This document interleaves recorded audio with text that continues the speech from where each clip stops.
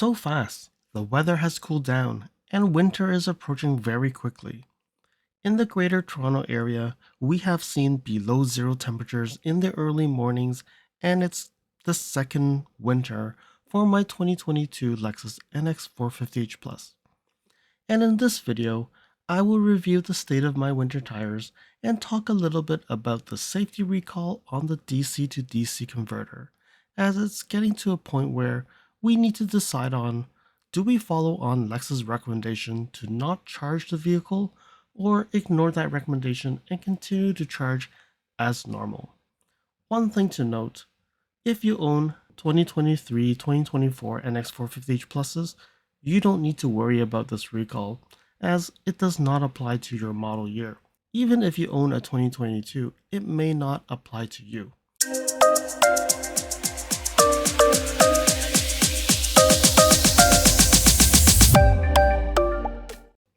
Hey, it's LSFT here today, and today I'm here to talk about my recent winter tire swap at Lexus and a little bit more about the DC to DC converter recall.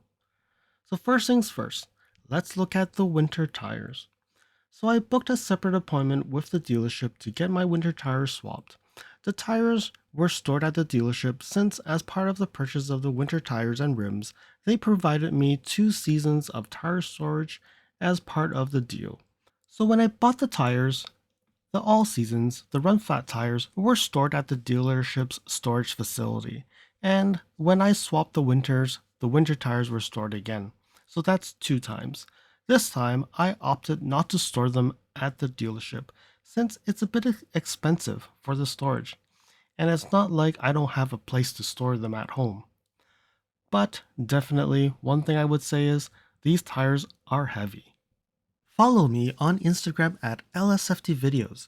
You can see updates on my experience with the NX 450h Plus, which may not be shown on any future videos.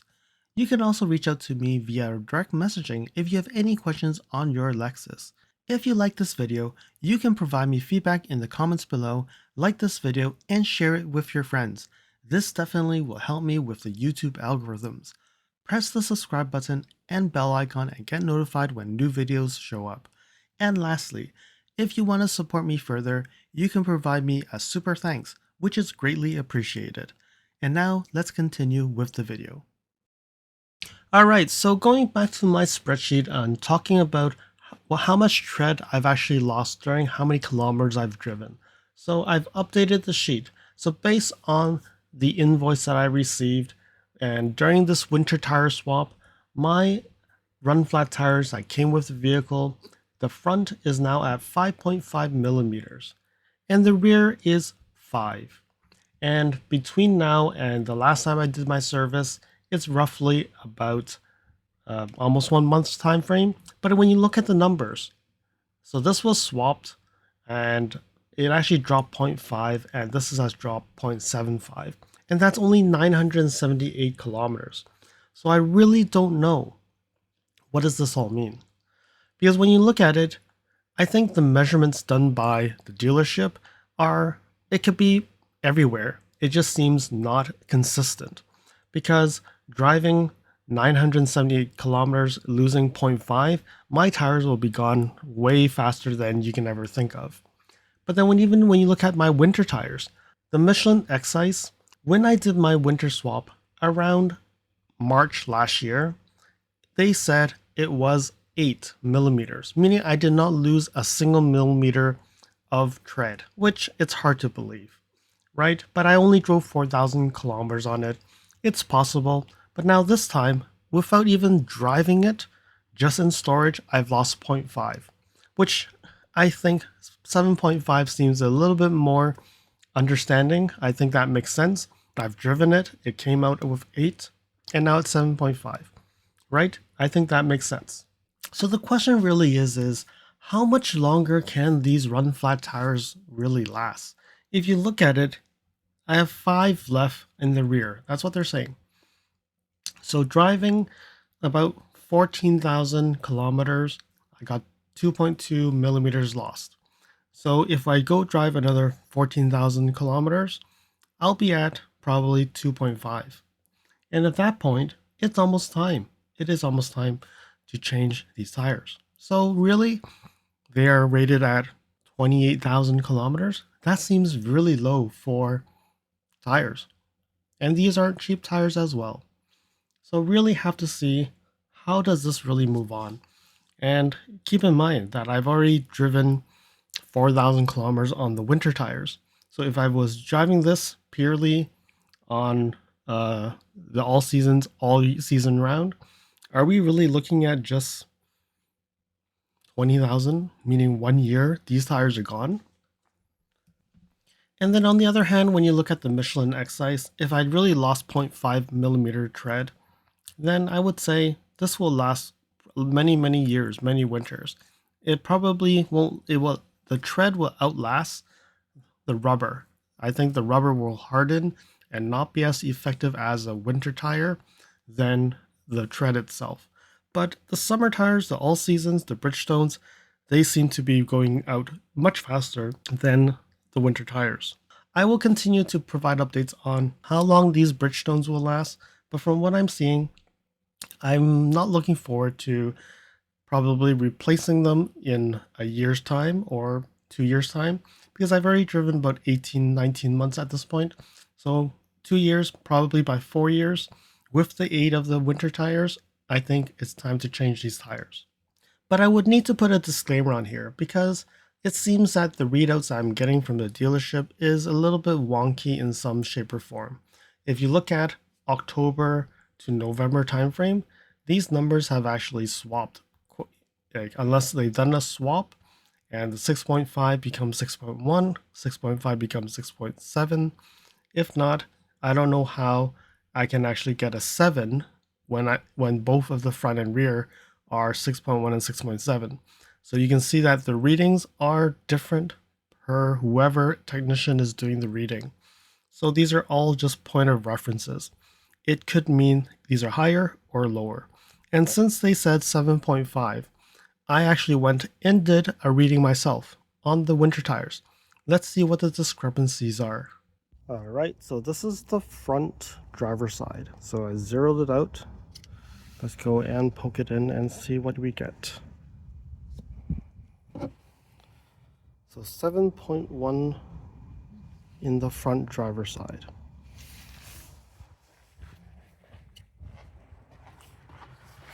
Same thing. Let's put in the driver rear side. 7.62. Okay.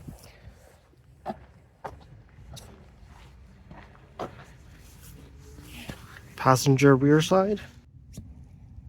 Okay, so 7.35. This is the rear passenger side. Last but not least, the front. Let's go on the side. So I got 7.55. So from the results of my measurements and what the dealership measures, we can definitely see that there's differences between measurements. And I think it's just a point of reference, and you really need to figure out what is the right measurement and when is it the real time to make the change. So if I'm using these are as just purely summer tires or spring fall tires, I think the tread can go down to a lower point. But if you're using them as winter tires, I think after the first year, you're starting to see that these tires will not perform as you need to in the snow. One thing that's quite important is timing your winter tire change or summer tire change, the swap over, on the right time. If you actually do your tire change with a maintenance service, they don't charge you for swapping the tires. But like this time, I actually didn't do as part of the service. They're charging me $94.99 to install those tires. So next time, make sure you actually book your appointments as close as you can do it with the service, and you can actually get those swapped without additional charges. Another important point is the TPMS programming. The first time you actually have a TPMS programmed, you would get charged $50 for it. If you already have the first set and the second set already programmed, make sure that they do not charge you another $50 on your invoice for reprogramming the TPMS because you already have two sets programmed. You can see here in my invoice it says please make sure we set TPMS setting to 2, the winter tire one, and there's no charge to that. So at the end, the damage to my wallet was $107.34. And again, if I actually had this with my service I did a month ago, it would have been $107 back into my pocket.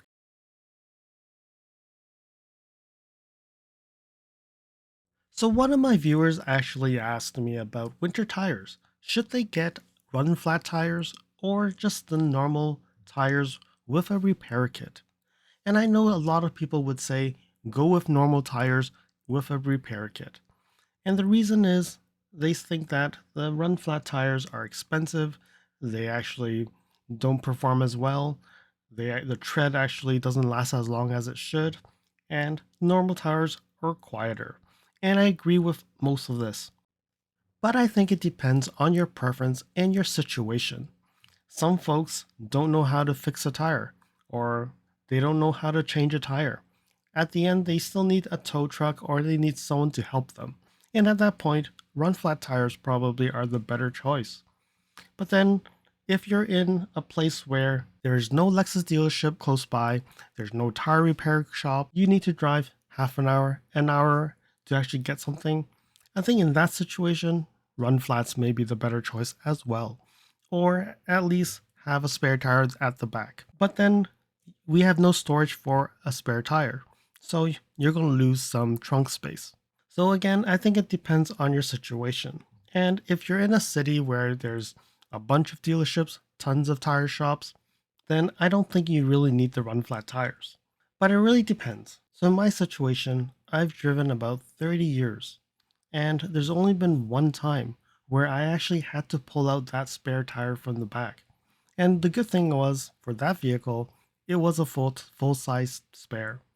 And the other situations, the TPMS light turned on, I went and pumped in more air, then went to the tire shop, get it repaired. So if you look at it, 1 in 30 years, I would say probably you can accept that risk and just get normal tires because they are cheaper, the tread will actually last longer, and I think overall it's a better ride because they are a little bit more quieter.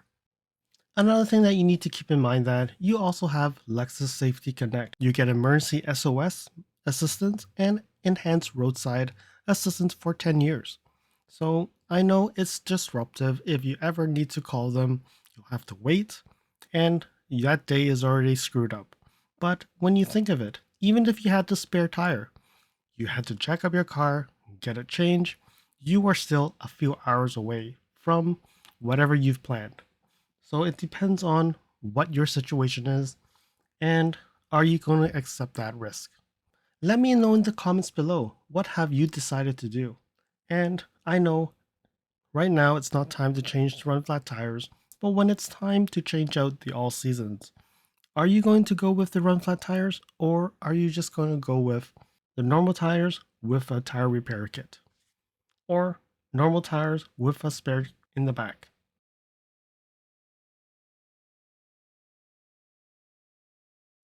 All right, so now going back to the recall. So this is Transport Canada's recall. And it says it was July 12th when they actually recalled it. And the last update to this was October 30th.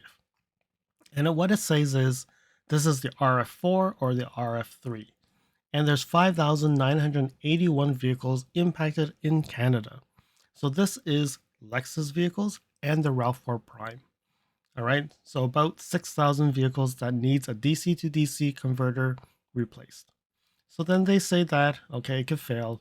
And I think the most important thing here is corrective actions. Toyota will notify owners by mail and advise you to take your vehicle to the dealership to replace the DC to DC converter.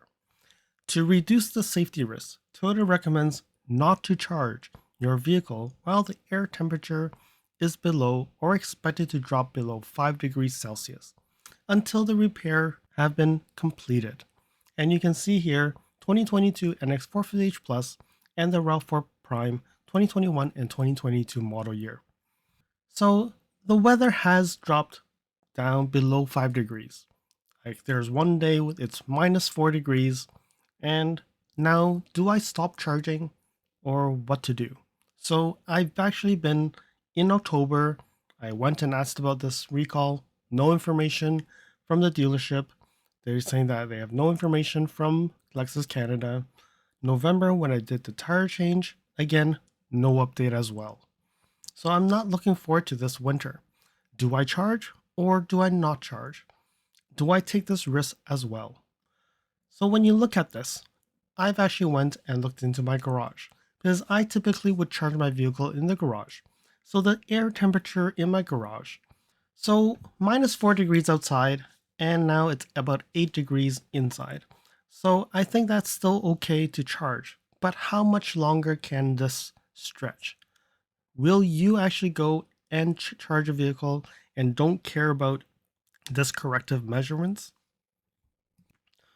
Or you will just wait until the DC to DC converter comes back? I really don't know. There's no timelines, there's no time frames. And I'm a little bit disappointed here because we're in almost December and no updates on this. This has been since July.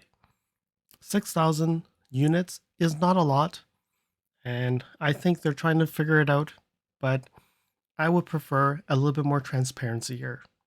From my perspective, I will try and charge my vehicle at least to about 80% during the day when people are not at sleeping, so that at least if there's any issues, I'm there to rectify it. And then try to not charge it overnight. Because if you don't charge this vehicle, why did I get the 450H Plus? Why didn't I just get the 350H and go beyond it? So Lexus Canada, I really need you to step up and try to get at least as many of owners to get this replaced. So at least then it makes sense because they've paid a premium to get the 450H Plus. So if you're impacted, if you're a RAV4 Prime owner or an NX 450H Plus owner, 2022 model year, and you're impacted by this recall, let me know in comments below. What are you doing? What are your practices? And are you disappointed with Lexus USA or Canada or wherever else you are in the world? Hopefully you found that this video was informative, and until next video, drive safely. Thank you for watching. If you liked this video, please comment, like, share this video, and if you want to see more videos like this, you can subscribe to my channel and press that bell icon to get notified when new videos are posted. And if you'd like to support this channel, you can provide me a super thanks. And until next time, cheers.